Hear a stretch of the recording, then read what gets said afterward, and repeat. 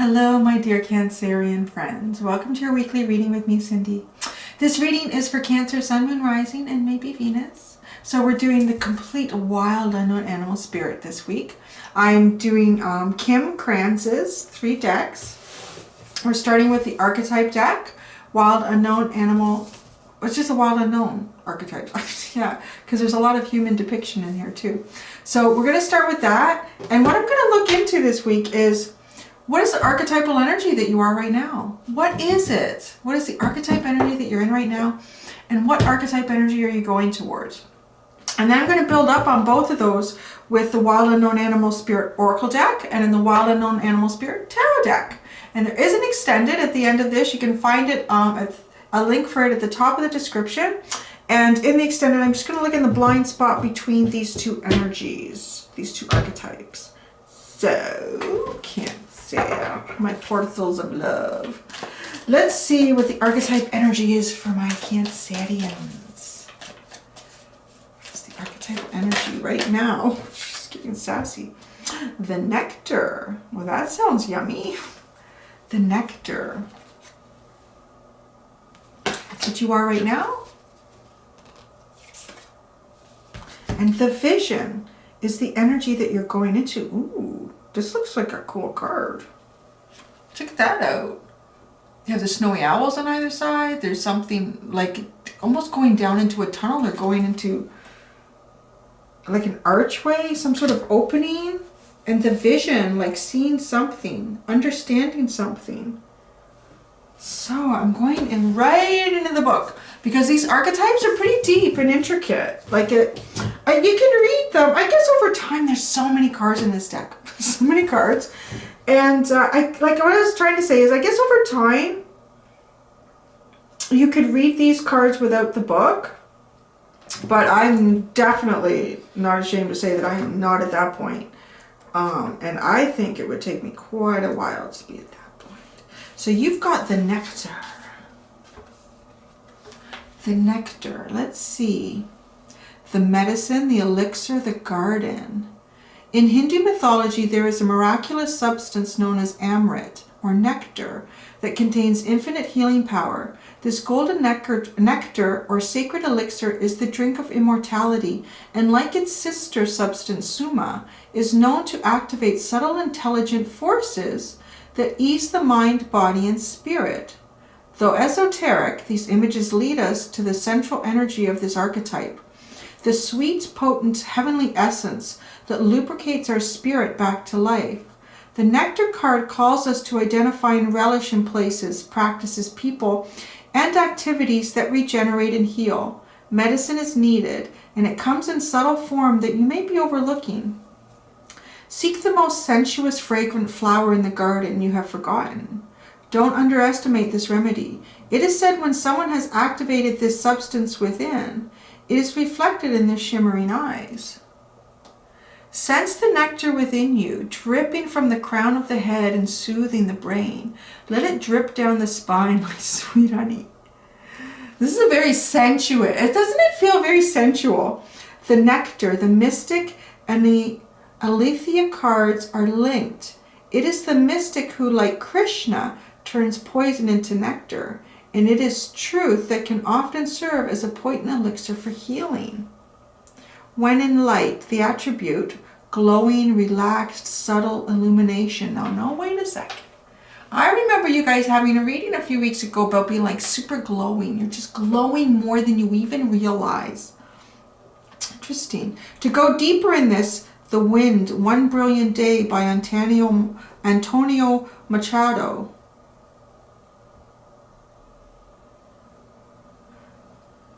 And, you know, I get with this, I'm feeling with this card too, like it talks about, you know, finding things that are medicine for you, and don't overlook the small stuff either, right? Don't overlook the obvious. But I think the small stuff can be what's not so obvious. So there's so many elements of how this can play out for you. But it's a little bit like the Nectar. Like, there's some sort of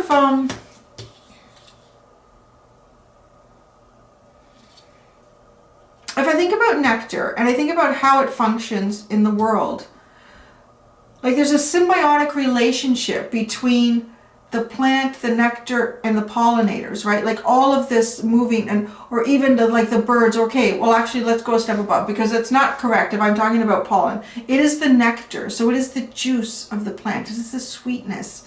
You can think about the hummingbird that comes in and it receives from that and it produces life. Like there is some sort of symbiotic relationship. So when you go into things that heal you, I think you also heal those things or those people as well.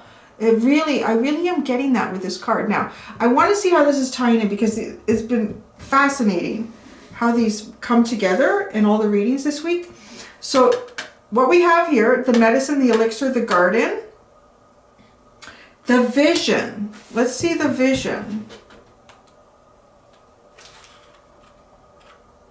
Okay. Oh, this way. Sorry.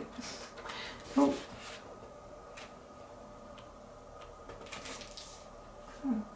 Oh gosh. Okay, the vision. The vision, the dream, the imagined, the revealed. It is said that we are each born with a unique vision, a destiny toward which we are aimed. It is also said that we forget this vision the moment we are born. Thus we are sent on a lifelong journey of rediscovery. Such is the elusive nature of the vision. It slips away, yet it guides. It appears in strange dreams and surreal images, seemingly unattainable and preposterous. When we are connected to the vision, we carry an inspired, enchanted aliveness that others recognize. We trust the world and its synchronicities. We walk through new doors into wondrous opportunities. We all want to be near those with vision. They emit energy more potent than any elixir. Isn't that crazy? The nectar was the elixir. They emit They emit energy more potent than any elixir. When we lose connection to the vision, life becomes dull and exhausting, lacking meaning. Bring back the mystery. Bring back the dreams. Look at art you loved when you were young. Listen to old records and poems. These are all ways to activate the vision. The light attribute, potent imagination, synchronicity, and trust. Go deeper. Twin Peaks by David Lynch. The Dream by Frida Kahlo. Well, that's interesting. You can gauge how connected you are to your vision by how tired you are. Since the vision feeds us energy, it affects our life force and vitality. Well, that's really interesting. That's really interesting. I'm going to read that again. You can gauge how connected you are to your vision by how tired you are. Since the vision feeds us energy, it affects our life force and vitality. Huh. I'm going right into your Oracle Tarot cards, because it's fascinating that this talks about like the elixir, the medicine, and then it's mentioned in here too, in the vision.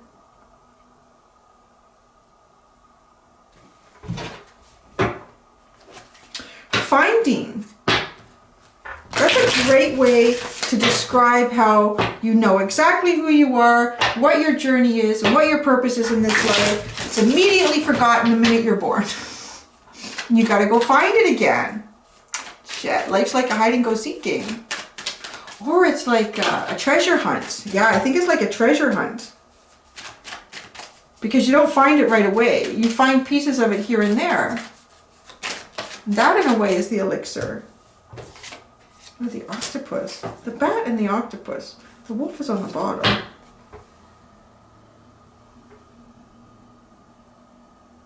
Sorry. Someone just drove down the street in a pickup truck, and he's driving the truck while sitting, like the window's open. And he's sitting on, anyways, it's not safe and it's really dumb. You got the bat and the octopus. Sometimes people only learn things the hard way.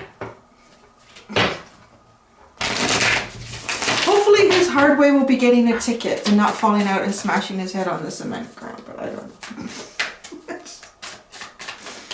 You just never know what's going to go by sometimes. Looking out the window.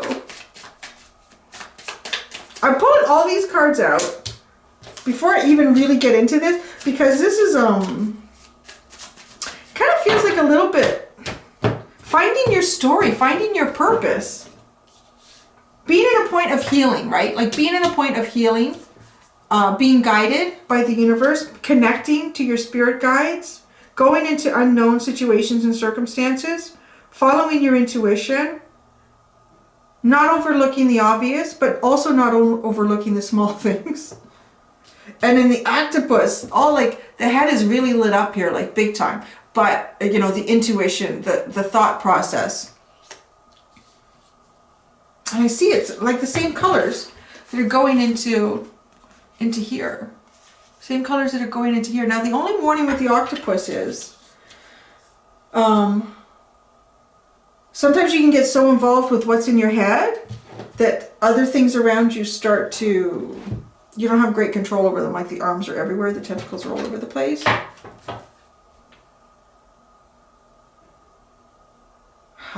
But because you're coming into the vision, you're starting to narrow. This is starting, okay. Okay, I think I really see where this is going. So let's, sorry.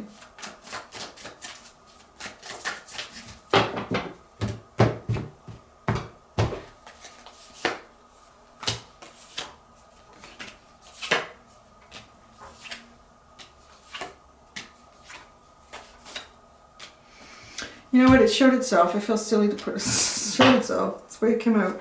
The Nine of Cups is at the bottom.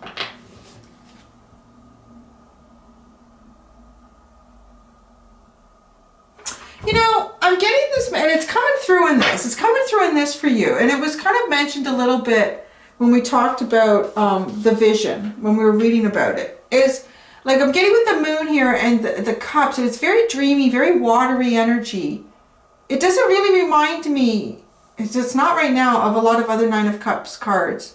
It's kind of reminding me of like the dream state. A happy, blissful time in the dream state. There's some kind of clues to you in the dream state about, you know, why you're here, what you're supposed to be doing. You're moving yourself, well, literally, you're moving yourself towards your destiny, to your purpose, to your reason. You're coming into that. Maybe I should have made that more clear at some point. Sorry. Sorry. It's actually like, I thought this was going to be, well, I didn't think it was going to be easy. It's a trick pulling in all these cards together. Like it really, you really have to reach, you really have to open your mind, and you really have to let the ideas, it just like to move around in there. And it takes a bit of work to let that happen, doing a reading with all of these Kim Kranz decks, like all together, all at once. So it takes me a bit. The Sun card, the Father of Swords, and the Five of Cups. With the Bat. The Nectar, the Elixir. Oh, bang, yeah. That's so Cancerian too. To be in a point of wish fulfillment for things that at some point were wish fulfillment. But then you see them clearly with the Father of Swords and you're left in disappointment. You're left in disappointment. So this is the elixir of your life. This is the nectar. This is the treasure hunt to discovering who you are and why you're here. Because to have the Sun, to have wish fulfillment, to be in what you feel is clarity, but then the Father of Swords comes in almost to say, no, now you see it clearly. Now you see it for what it is and how it was and your part in it. Now you understand it more clearly. That's the medicine. And it can be a painful medicine because, right, like we end up with the Five of Cups feeling disappointed. That didn't work out. That wasn't how I hoped it would be. That's not what I thought would happen.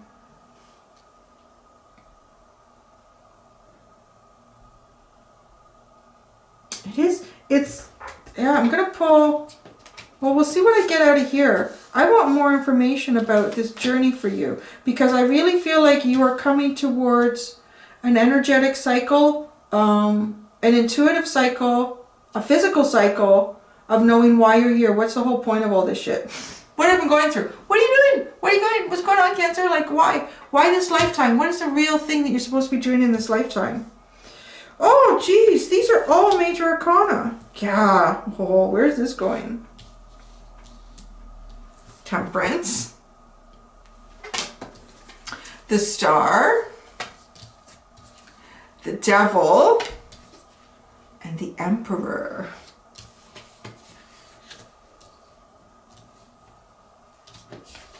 You know, this is almost like, I want to put them together. I'm being told to put them together and put them together.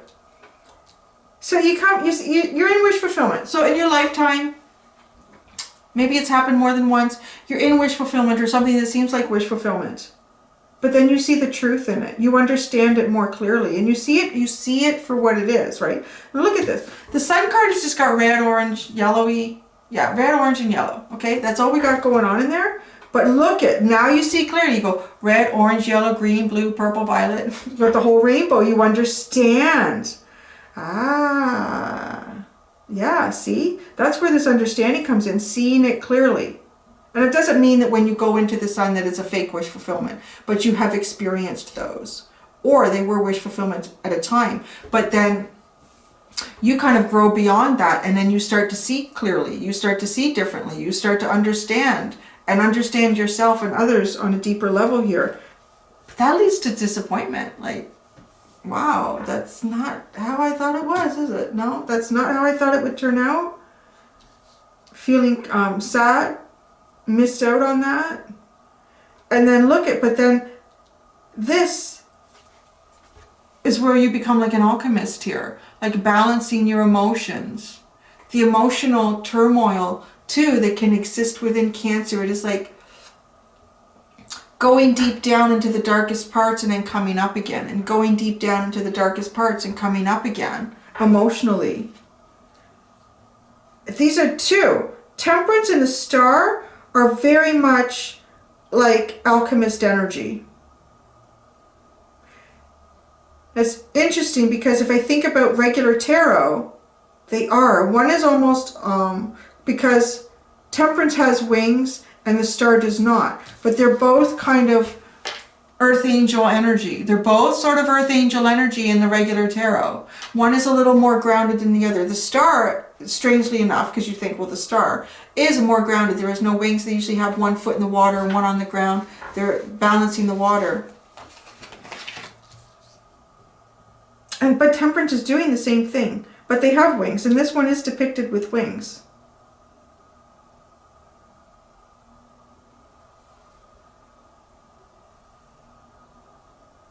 Yeah, this reading is going somewhere really different here. I'm going to have to pull up more cards because these are two different energies. One of them is you and one is someone else. Okay, so then we get the Devil and the Emperor, which again, naughty. I'm just getting like naughty. Naughty and someone who can... It's a very naughty devil. But the Emperor stands up to it.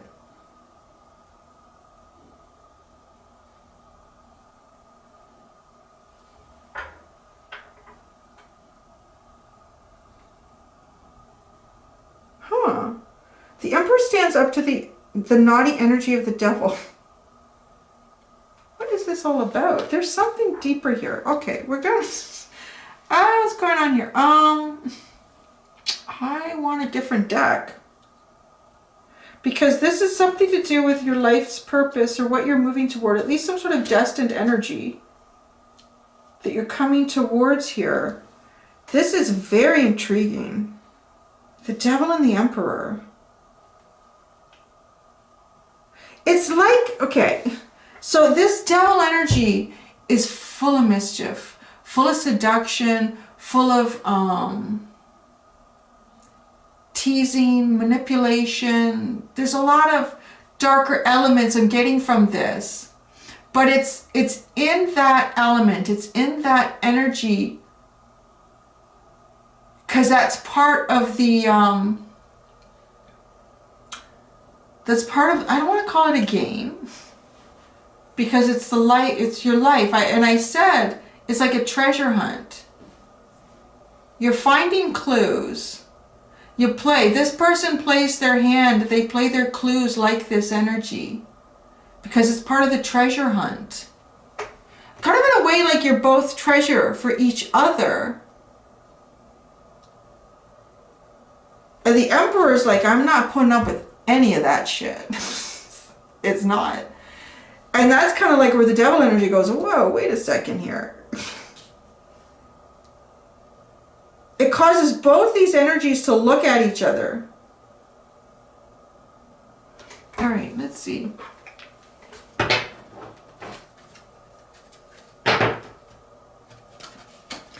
Sorry, I didn't see that deck. That's the deck I need.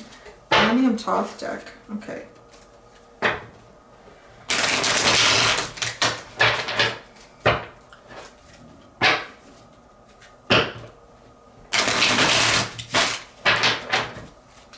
All right. What is the dynamic between the Devil and the Emperor? What is the dynamic between the Devil and the Emperor? Like, you are one of these energies, however you play out for this, if you're the one that doesn't put up with the bullshit. But it's not, this is not one of those readings where your ex is an asshole and you've left them for good. This is something else. This is someone who's, this is like two energies that are pretty strong. And it's important for them to connect, almost like it is a treasure hunt. It is a bit of a hide and go seek. And there's a lot of obstacles in the way and a lot of distractions and possibilities. And the only way to find what you're really meant to connect with is to play the aspects of you that may be to most people intimidating or difficult to deal with. Because then when you find the person who can stand up to that, and this is on both counts, you and them, then you've found the treasure. I hope that makes sense, right? I'm trying to make sure that I'm conveying that in the right way.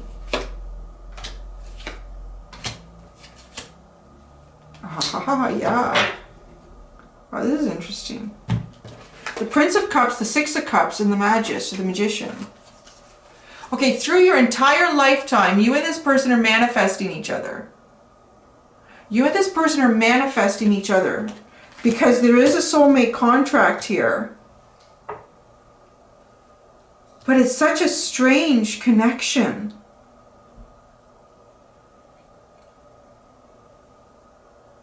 It's coming very close to connecting. I really feel that with the Prince of Cups on one side and the Magus on the other. That this manifestation is coming forward. You might like already know this person.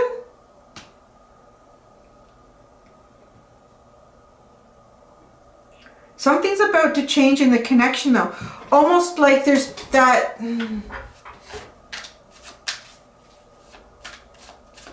It's been understood.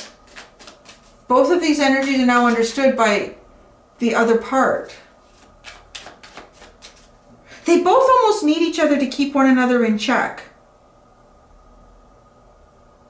Okay, because the Devil energy can get to the Emperor. Like the Emperor can just be like so frustrated. It's probably the one energy, right? Where with the Emperor. The Emperor commands all the other kings, you know, in the land and so on, and the kings are paying taxes to the Emperor. But the Devil, that's a hard one to get around. That's like, it can bring the Emperor a little bit, I don't want to say down on the Emperor's knees, but it can almost humble the Emperor. Like, well, shit, you know, because you can't deal with like this. This is not like another king that you can deal with, or even another emperor. This is a completely different energy. So it's sort of in a way, it humbles the Emperor, but in humbling the Emperor looks in at things that the Emperor never had to look in at before, because nobody else ever challenged the Emperor to that level. It just wasn't there. So it wasn't presented as an opportunity to humble. Now the Devil has kind of met its match, because the Emperor only takes so much shit, and then all the swords are going to come out. The Emperor is the embodiment of all of the kings. So the swords, the wands, the cups, it's got a lot of tricks in the bag to keep this in check. And it's not like either one of these have to work at it because they're presenting as these energies. So you're one of these. I want to say you're one of these energies.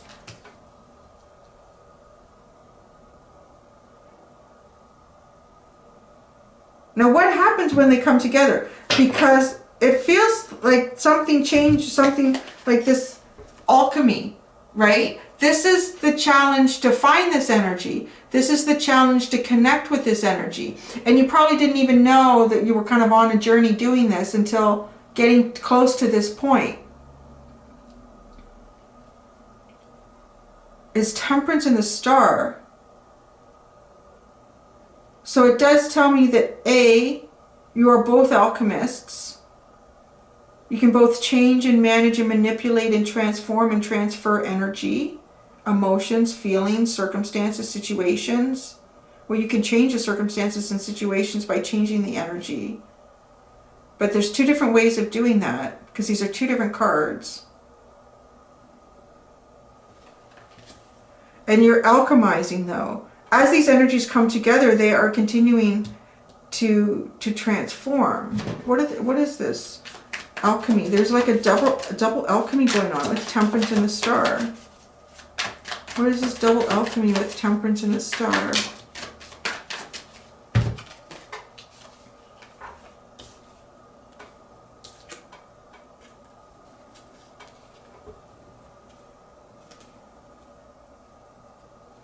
Ten of Wands, the Nine of Pentacles, an adjustment in the Five of Wands. Oh, there's a change here.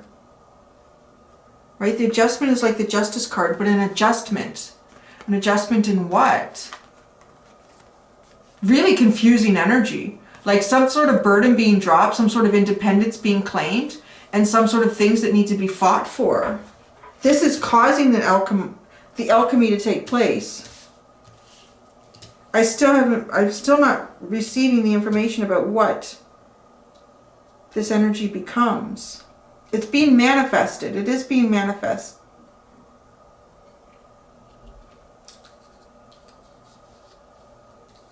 Even if this is someone from that's someone that you know already. In the past, this may have seemed like a wish fulfillment and you saw it differently and it turned into disappointment. But this is part of the alchemy of it. This is part of alchemizing it.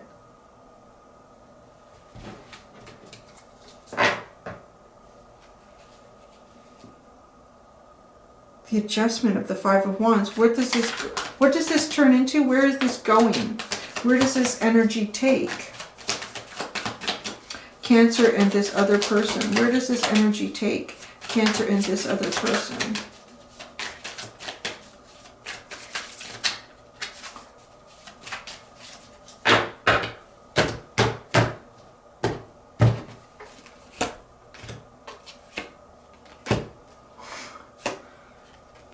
Wow. Interesting. Eight of Swords is the bottom. There hasn't been any movement. There's been, wow, into the Eight of Wands. There you go. Into the Chariot. Into the Ace of Cups. Into the Queen of Pentacles. And then it's reversed. So it is. Look at the alchemy here. The Eight of Swords, the bottom. Not being able to move, not moving, not feeling like you can move. And then the Eight of Wands. Movement, communication, expansion, growth. Like a huge change. You get the Chariot, your energy there. It's like it transforms. It's a transformation of the energy from the Eight of Swords to the Eight of Wands. The transformation of the energy, the Ace of Cups. Like this is like the way it's all lit up. And Lotus, like it's almost like it blooms, it grows. That's it. So Cancer, because your energy, I've really been seeing it lately as like the transformation from the dark energy into the light, the dark energy into the light. And that's where I see where the lotus flower grows from. Like it grows from in a more shallow water, a more calm water, and it tends to be a lot of silt and organic matter in there. And all that silt and organic matter is created by things that have died, things from the past, that then become something to create nutrients for new growth. And that's what the lotus flower does and becomes. And there it goes, boom. And then we have the Queen of Pentacles. Oh, and she's got a goat. Wow, this is the same energy. She has the same set of horns. Ah, You might be dealing with a Capricorn, but not necessarily, because it's just the energy. This person is like that. They're a little devilish. They're a little devil. That would be fun in the right way. So now, these are the cards that came out for what? Where are you going with this person, this energy? Look, you did it perfect. The moon, the sun, the Four of Pentacles. The moon from, yeah, I love this deck. Because it's going into the unknown to reach your wish fulfillment. Because in the past, wish fulfillment was disappointing. Because it wasn't as challenging as whatever this is. And this, the only way to go into true wish fulfillment is to go into the depths of the unknown. It is to take chances. It is to push through difficult things. It is to go where you're not comfortable going. And when I say that, I mean, like, don't go down a dark alley in a bad neighborhood at night. Like, that's not smart. You know what I mean, right? It's like metaphorically. But it's also in terms of emotionally and intellectually. Because there is some ego energy here. I mean, with the Devil and the Emperor, there definitely is. But that's almost like it's built in as a mechanism to gauge, right? Like if there's almost, I don't even think you would consciously know that you were behaving or doing or being who you are for a particular reason. And part of it, but like your deeper self knows, your soul still remembers. Remember, it said as soon as you're born, you forget why you're here. And you have to work that out, and it becomes, and then it's become your scavenger hunt, treasure hunt, getting there. And as you get closer and closer to the prize, you've found more things along the way that have reminded you of who you are and what you're here to do and who you're meant to be.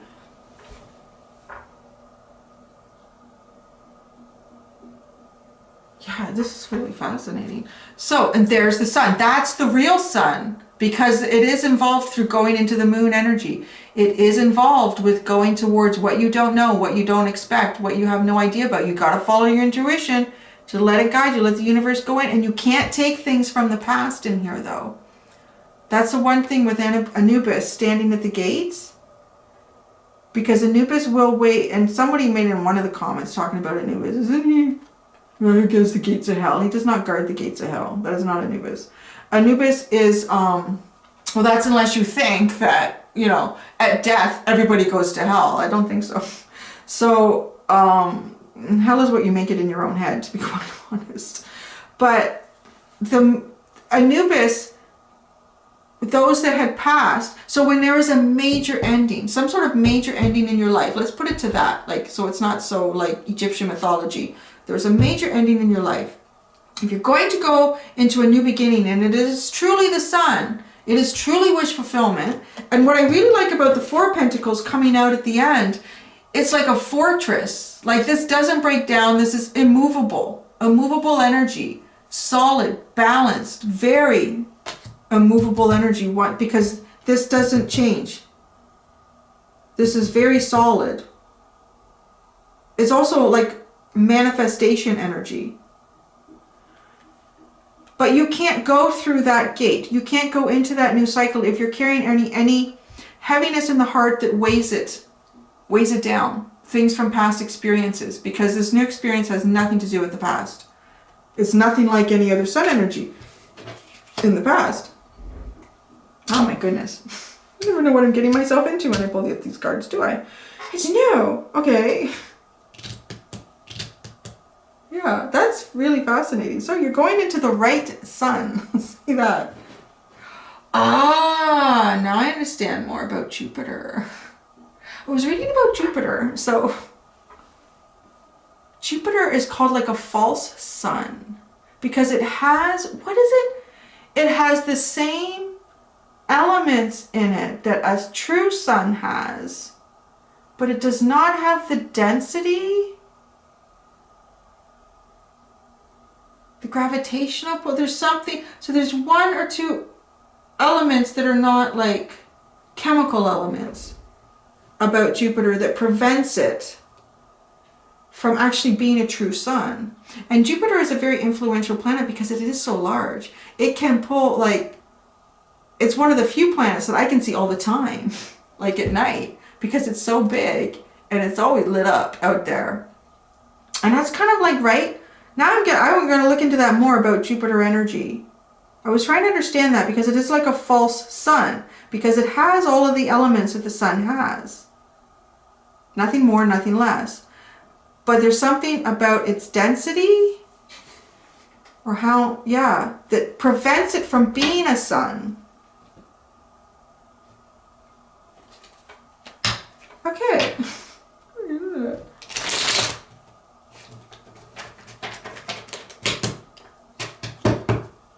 Sorry, I'm looking at the planets there.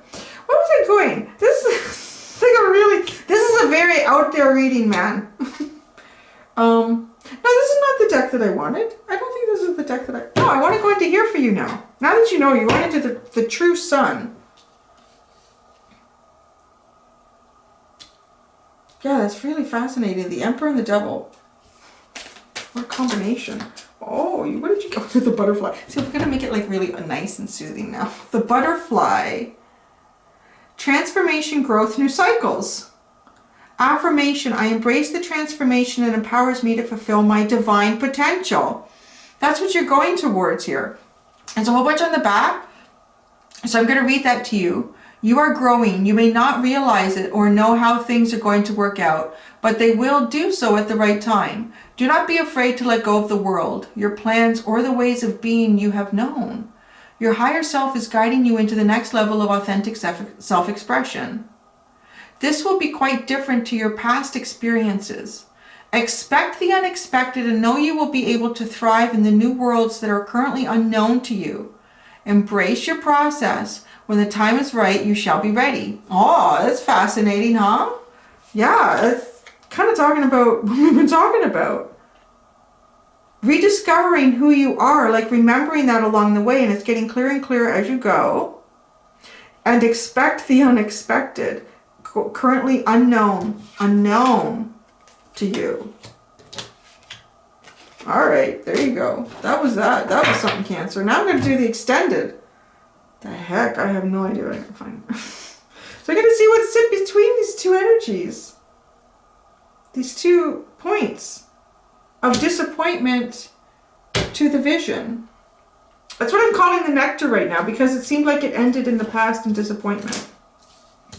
All right, there we go. I'm going to go do that. Till next time, be gentle with yourselves. Bye.